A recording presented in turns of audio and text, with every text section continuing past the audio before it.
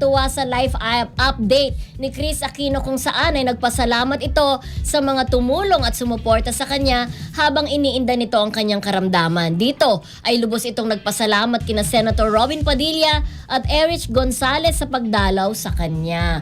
Alam naman natin na very close din talaga si Erich kay Kris Aquino, 'di ba? Isa sa mga anak-anakan niya yan si Erich, si Kim Chiu, 'di ba, Kuya Romel, at si Robin, alam naman nating naging magjowa sila. Yes. At Kung naging hindi ako leading nagkakamali, man sa mga kung saan pelikula. nagkaroon ng enkwentro si Goma, 'di ba? At saka si Robin yung nagkasuntukan dun sa Star Olympic nung Olympics. Olympic nung araw. True. Talaga hindi ko makalimutan yun. Tama ba yun? Oh, tama. Oo. Tama ba? Oo.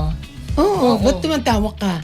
Okay. Oh. Yeah. Yes. Hindi, yun nga parang naano lang ako, di ba? As, yung si, sino ba ito inaan natin, yung naging magjowa, oo. si Chris. Parang yung nga balita naging magjowa, di ba? Pero yun nga, ito ang nakakatawa, tama ka. Si Erich Gonzalez po, yung dating show na talk show ni Kris Aquino, lagi niyang guest doon, si Erich at saka si Kim Co-host. Chiu. Co-host. Di ba? Na minsan pagkawala Guest si Chris, co-host. guest host. Na pagwala si Chris, minsan sila lang, di ba? Si Kim Chiu at saka si Pero ito po, niya, very much na-appreciate niya ni Kris Aquino yung pagdalo sa kanya. Si kasi, si Erich Wednesday dumalaw. Si Binoy naman, Friday dumalaw. Kaya di sa pamamagitan ng kanyang Instagram account, pinasalamatan niya yung kanyang anak-anakan na si Erich at saka si Binoy na talagang nag-take ng time para bisitahin siya. Alam mo, BFF, ang sarap talaga sa pakiramdam na Correct. biglang dadalaw. Yung hindi mo alam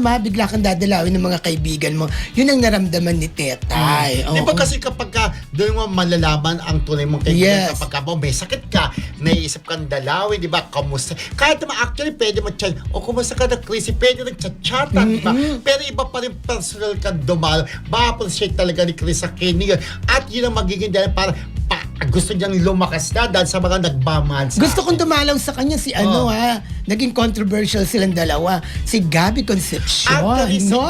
ang alam ko, pagkakalam ko correct me if I'm wrong, naging magjowa sila ni Gabi na parang biniso pa di ni Nanay Lolit Solis before. Sa Malanet Nawa. Ayaw ng halik, di ba? Naging controversial yung halik na yon. Yun, di ba? May ginawa silang movie together, di ba? Yeah. Pero yung nga, sabi nga, naging magjowa si Gabi at si Chris, di ba? Yun. Tapos naging jowa din ni Chris, kung di ako nagkakamali, parang sino ba yung basketballista gumagaling dati?